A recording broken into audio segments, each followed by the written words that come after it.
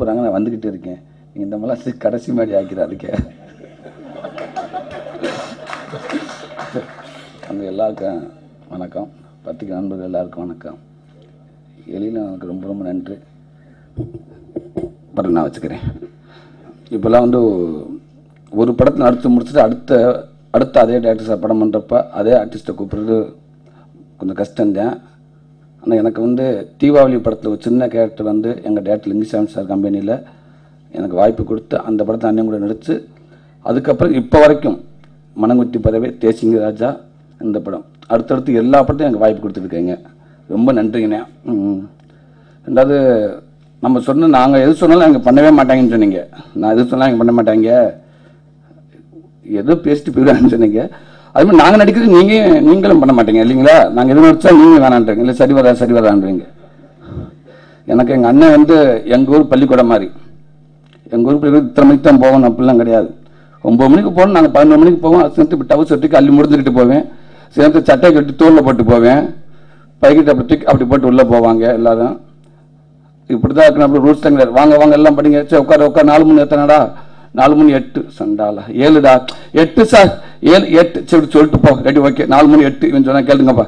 இப்படி ஜாலியாக சொல்லி கொடுத்து கடைசி அந்த பரிச்சப்பை எழுதி எல்லாமே கரெக்டாக பாஸ் ஆயிடுவான். அந்த மாதிரி அண்ணன் இப்படி தான் போகணும், இப்படி தான் வரணும் அப்படின்னு இல்லாமல் எல்லாத்துக்கும் அவங்க ஃப்ரீயாக நடிக்க விட்டு கடைசியாக ஒரு பாஸ் படம் கொடுத்துருவாரு. இதே மாதிரி நீங்கள் பாஸ் படம் எப்பவுமே கொடுத்துக்கிட்டே இருக்கணும்னே, வாய்ப்பு எனக்கு கொடுத்துக்கிட்டே இருக்கணும், அந்த படம்ல வெற்றி அடைந்துக்கிட்டே இருக்கணும்னே. அப்புறம் ஹீரோ விக்கி, சிவா, விமல் கூட நடிச்சு கொஞ்சம் ஜாலியாக இருக்கும். ஃபஸ்ட்டு படம் விக்கி கூட போகிறான், ஒரு பெரிய ஃபேமிலி. விக்கி நம்ம கூட எந்த அளவுக்கு பழகுவாப்பில் அப்படின்னு எனக்கு கொஞ்சம் டவுட் இருந்துக்கிட்டே இருந்துச்சு. ஃபஸ்ட் நான் ஷூட்டிங் போனேன், ஹீரோ வந்துட்டாரான்னு. ஹீரோ வந்துட்டு அங்கே இருக்கார் அப்படின்னாங்க. நான் போய் ரெடியாகிட்டே இருந்தேன். டக்குன்னு கதவு தட்டில் சத்தம் கிடச்சி மேலே வந்தார்.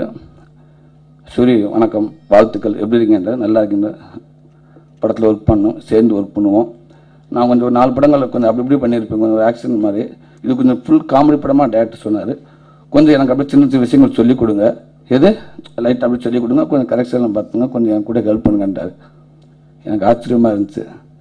என்ன விக்கி நீங்கள் ஜாலியாக வாங்க, அது எழில் சார் ரொம்ப ஜாலியாக தான் இருக்கும் பண்ணலாம் அப்படின்னு. கொஞ்சம் நேரம் கழிச்சு விக்கியோட மேக்கப் பண்ண சேகர் அண்ணன் ஒரு ஃபோன் எடுத்துகிட்டு விடான்ட்டார். அண்ணன் லைனில் இருக்காங்க, பேசுங்க. யாருங்க? இன்னும் அண்ணன் லைனில் இருக்காங்க, பிரபு அண்ணன் லைனில் இருக்காங்க. பிரபு சார் என்னங்க அண்ணன் உங்கள்கிட்ட யாரும் பேசுகிறேன்னு சொன்னார். சார் வணக்கம் சார் நல்லா இருக்கேன் தம்பி. சார் நல்லா இருக்கேன் சார். சரிப்பா பார்த்துக்கோ. நம்ம தம்பி கொஞ்சம் 4 படம் கொஞ்சம் ஆக்ஷன் வேறு பார்த்துருப்பீங்க, வேறு கலரில் பண்ணியிருந்தாப்புல. இப்போ ஃபுல் கொஞ்சம் காமெடி படமாக இருக்கும். கொஞ்சம் அப்படி கொஞ்சம் தம்பிக்கு கொஞ்சம் ஹெல்ப் பண்ணுங்க, தம்பிக்கு சின்ன விஷயங்கள் சொல்லிக் கொடுங்க அப்படின்ட்டு. எனக்கு ஒன்றுமே புரியல, ஒரு மாதிரி நடுக்கமாயிருச்சு. சரிங்க சார், நல்லா ஜாலியாக சேர்ந்து பண்ணிடுறேங்க சார் அப்படின்ற. அதாவது தமிழ் சினிமாவுக்கே நடிப்பேன் சொல்லிக் கொடுக்குற ஒரு பரம்பரை அது. அப்பேற்பட்டவர் வந்து நம்மக்கிட்ட வந்து எனக்கு ஏதாவது சொல்லிக் கொடுங்க. நடிப்பு கூட அப்படி யார் வேண்டாலும் ட்ரை பண்ணி நடிச்சிடலாம். ஆனால் அந்த பணிவுன்றது ரொம்ப கஷ்டம். இவ்வளோ உயரத்தில் இருந்தாலும் அந்த பணிவை வந்து எனக்கு எடுத்து சொல்லிக் கொடுங்க அப்படின்றது உங்கள்கிட்ட இருந்து நாங்கள் கற்றுக்கிறேன்னு. நீங்கள் இப்போயும் இப்படியே இருக்கணும் விக்கி, இந்த மேலும் பெரிய பெரிய படங்கள் நீங்கள் கொடுத்துக்கிட்டே இருக்கணும் விக்கி. அப்புறம் எங்கள் அண்ணன் அன்பு இருந்தாலே படம் பண்ணிடலாம், அது எல்லாருக்கும் தெரியும். அன்பனே படம் பண்ணால் கண்டிப்பாக அது நல்ல படமாக தான் வரும். எல்லா படத்துக்கும் அண்ணன் பணம் போட்டிருக்காங்க, பணம் கொடுத்துருக்காங்க. இந்த படம் அண்ணனுக்கு பணம் கொடுக்கணும், அதுக்கு நான் இறைவனை வேண்டிக்கிறேன்.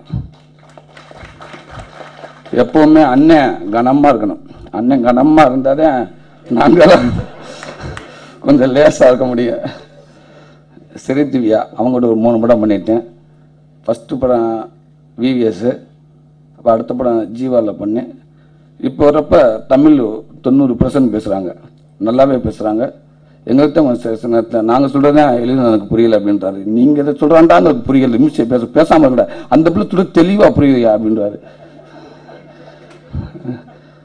ரொம்ப நல்லா பண்ணியிருக்காங்க. எங்கள் கேமராமேன் நல்லிசாமி சூப்பராக பண்ணியிருக்காரு. மனங்கொத்தி பறவை அடுத்தடுத்து இப்போ இது ரொம்ப ரொம்ப ரொம்ப சூப்பராக பண்ணியிருக்காரு. அதுக்கு என்னெல்லாம் கொஞ்சம் அழகாக காட்டியிருக்காரு. ரொம்ப ரொம்ப நன்றிங்க சார். இப்போ கூட நடித்தவங்க அண்ணன் ஜான் விஜய் அண்ணன், அவர் சார் சொல்கிற மாதிரி காமெடியும் பண்ணி வில்லத்தனம் பண்ணியிருக்காரு. படத்தை அப்படி தாங்கி பிடிச்சிருக்காரு. கூட வந்து என் நண்பர்கள் திண்டுக்கல் சரவணன் நல்லா பண்ணியிருக்காரு.